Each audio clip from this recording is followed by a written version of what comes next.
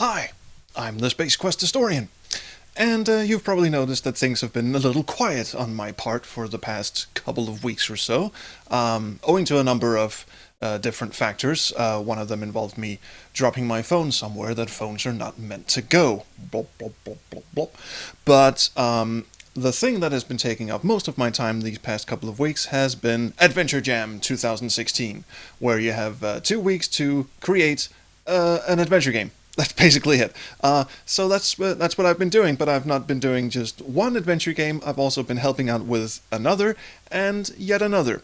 So I thought I'd do this video just to, well, show you guys that I'm still alive and breathing, and also to, show you what I've been up to. So let's take a look at the first one. Okay, first up is Did We Ever, which is the game that I spent most of my time doing. It was supposed to be one of these very tender, sweet, kind of mysterious, kind of spooky stories, one of those walking simulator kind of stories. That's what I was inspired by, at least. You've got these two people who are off to visit his mom's grave. That's Eddie over here, and that's Christy.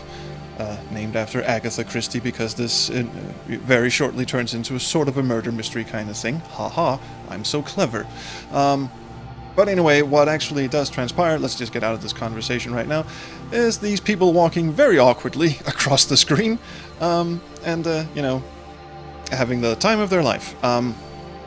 It's a story that my wife and I actually sat around and brainstormed out one evening when we were already, I think, 4 days into the AdventureJam. So this entire game was actually cobbled together in about, 3 or 4 days, because a lot of other shit was happening at the same time. And these two people that you see walking across the screen are actually two of my co-workers that I, photographed pretty much the day before, or the day just before the games had to be done. Like I said, there were 2 weeks to do the AdventureJam, and I did not spend nearly enough time on it. But anyway, this is it. This is Did We Ever. So ignoring the fact that these two people are walking very awkwardly, the backgrounds that you are watching were photographed by Sean Aitchison of Cloak and Dagger Games, and we had this funny idea on Twitter before the jam started, that we were going to photograph our neck of the woods and send each other the photos, and then we would make a game based on each other's photos. So these are all photos that Sean sent me. There's a hatchet here. I'm not going to pick it up because that leads to a frightfully long conversation. Whoa! I see there's a glitch in here somewhere. Well, isn't that just spectacular? Like I said, I probably should have spent a bit more time playtesting this. This is what happens when a character walks into a screen and she's not on a walkable area, so the game has no idea how big her character sprite is supposed to be, and also I can't move her around. So anyway, well, that's a good place as any to, not show you any more of this game. So, moving hastily on, this is the game that Sean did based on my photographs around the town that I live in, Roskilde. And he named it Ærinde, which means errand in Danish. I didn't know he was looking up Danish words. But anyway, this is actually part of my neck of the woods. Let's just get in and start a new game here. August 16, 1998, Roskilde, Denmark, which is where I live. This is actually the cellar in my apartment building. We each get, like one of these little cubby holes thing. If you look to the other side here, there's like 6 little doors, and everyone has their own little, storage closet thing. But in this game, it is a pixel hunt for a phone. No, it is someone's basement apartment. And apparently I'm a character in the game. I don't know if you can see that for my face cam. Hey G, it's Trolls, new number. I need you to return favor, old pal, encrypted text to follow. Now see, Sean doesn't know that much about me because he apparently doesn't know that I would never spell favor with a U. But anyway, the code for the... new text message again? Come on. Private number. Alright, this is where I enter a 4-digit code. And I sat here for quite a while because there's a code here that you have to decrypt.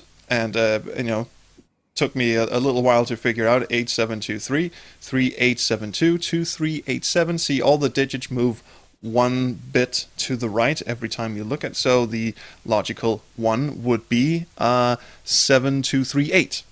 This is, however, not the 4-digit code that the game wants me to find. It's actually just 7400, which is not the zip code for Roskilde. That's 4000. But anyway, I suppose this is a more interesting 4-digit code. What the hell was that again? I missed it. Oh, 7400. I know. 7400. See, he spent a lot longer on this game than I did. Although he will say that he didn't. He will say that he also put this together in 4 days, which just goes to show that Sean is actually a lot better at this than I am. This mattress, by the way, is not actually in the room, and neither is this box, I think. This mattress was photoshopped in. So now, let's leave. This is actually my backyard. She does not live in my backyard. I'm pretty sure this is Sean's girlfriend. I'm not actually dead sure on that, but anyway, stop talking, please. I will go find...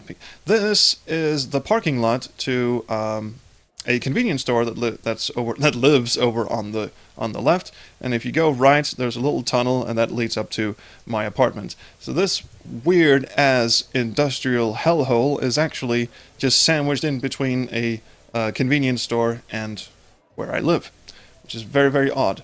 And yes, this ladder is actually there, and going up here...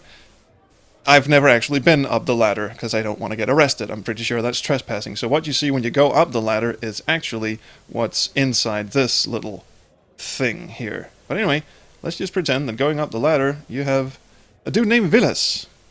Now, Villas is not a very common Danish name, but fuck it. And I like the CRT monitor thing that Sean has going here. It's very cute. And also...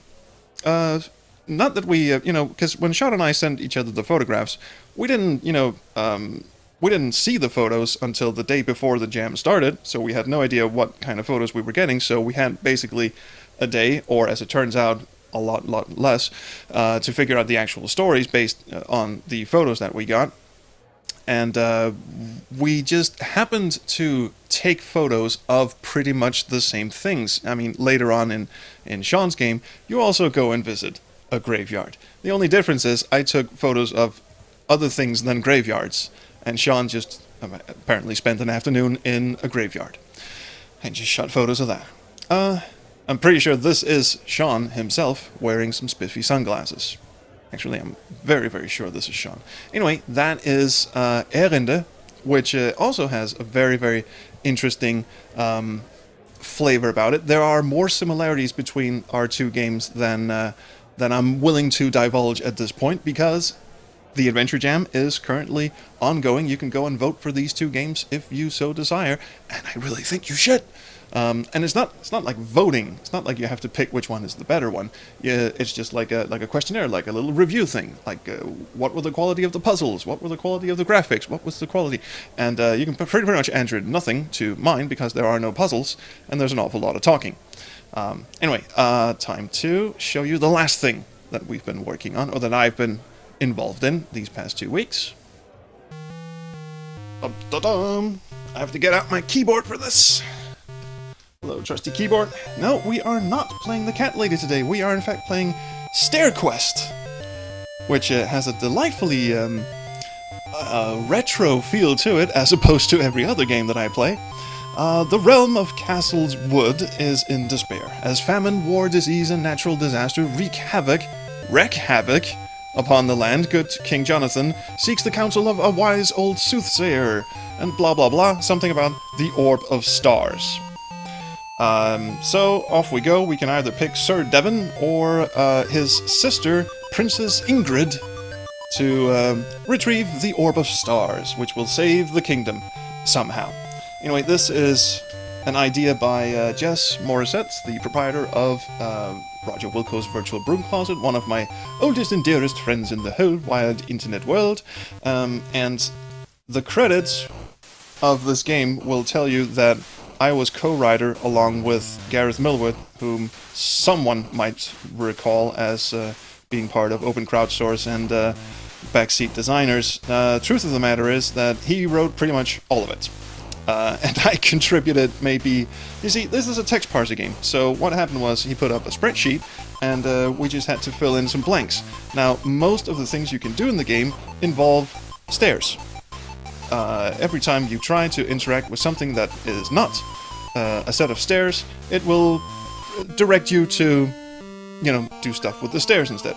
This, if you've never played an old AGI Sierra game like, you know, King's Quest 3 or Space Quest 2 or anything that involves, you know, controlling the character with the arrow keys and having to input text into the parser and such, you're not gonna get this joke. The joke is, of course, that climbing stairs in any of those games was absolutely fantastically awful. And I will show you why, because the stairs that I've been climbing so far have been kind of easy, but this one is an absolute bitch. Oh, fuck it. No, there you go. So, basically this is Save Scum, the adventure game. You basically have to hit, you know, F5 to save your game and then keep going. Anyway, the whole thing about the spreadsheet thing. Basically, I'm just gonna start again. Basically, it was just a long list of verbs that you can, you know, look, stairs, use these stairs. I didn't write that. You can kick stairs. The stairs are impervious to your attempts at destruction unless it's a love attack. Stair love is still legal in this region of the kingdom. See, I didn't write that one either. However, if you try to seduce stairs, I think I wrote that. It's an awful long description. I'll just let you freeze frame it if you want to read it. I think, fuck stairs. Yeah, that was mine as well. Anyway, a lot of these, responses were... Well, most of the responses were written by Gareth. And pretty much all of the story was written by Jess, who didn't give himself writing credit for some reason. And I contributed maybe, I don't know, 20 responses or something out of 1 million. So, but I'm credited as co-writer on this game. Jesus. And Frederick Olsen, my cohort over at Backseat Designers, did the soundtrack. Very 8-bit-ish. And Kevin Wallace, who did a lot of graphics for Backseat Designers as well, did some of the graphics, and Krish Ushko, who did Space Quest Incinerations, drew graphics. See, written by Gareth Millwood and Toles Plattmutt. Not really, mostly him. But hey, I'm still in the credits. So, it's actually kind of rocking, isn't it? Yeah. All right. So that is pretty much everything I have to say about that.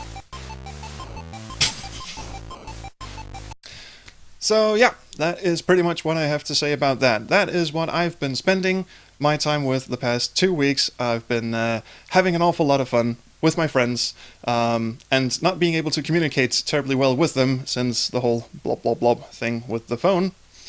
I'm not a smart person. My new phone, however, arrives tomorrow. Tomorrow is Monday.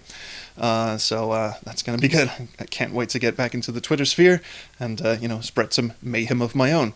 And maybe I should go ahead and fix that little bug in Did We Ever? But I sincerely hope you don't encounter that. Actually, probably should go off and fix that right now, because I can't be the only one who ran into that. Anyway, yeah. Time to skedaddle. I'll just say that things are going to get back on track from now on. We're going to start doing the podcast, which is still coming out on Wednesday, and we're still going to do some Let's Plays. I think I'm going to cut it down to 1 Let's Play a week, because with all the other stuff going on, because I also have to do a video review, and like I've been sort of intimating to those who will listen, I'm going to start doing reviews of games that I've played, spoiler reviews, and the first game I'm going to review is going to be Inherit the Earth by Wormwood. Interesting. Actually, it was done by the Dreamers Guild, published by New World Computing back in some time, but now the rights are with the people who actually made them, and they call themselves Worm Keep Entertainment, whatever. Anyway, that's coming out next month. So I have to get back at doing the podcast, and next week probably some game will appear on the channel. I'm rambling now. Anyway, it's good to see you all. Hope it's good to... Never mind, don't answer that. I'm the Space Quest Historian. Please like, subscribe, do whatever the hell you kids do. Do leave me comments, and do go and vote on the games of AdventureJam 2016. That's AdventureJam.org. There's a big old list of, I don't know, 130, 136 games or something. But the three you want to look up, of course, is Did We Ever? Version 1.1 with the patch in it. Stair Quest, which is really just, if you're a fan of the old school AGI games, you're going to get a chuckle out of this. Or not, but I certainly did. And it was as much as a surprise to me at what the actual game turned out to be as anyone, because all I saw was the spreadsheet. I didn't see pretty much any of the graphics. I didn't see any builds before the game came out. I didn't even know what the ending was going to be. We had talked about a lot of different endings, and Jess went with one that I don't think I noticed. Anyway, that one was fun. And the last one is, of course, Erinde by Cloak and Dagger Games, which actually is a very, very good story, and I'm amazed that Sean managed to put such a coherent game together from my disparate photographs and in that short space of time that he did. So anyway, I am off to patch my own game, and I will see you guys around the Chrono Stream.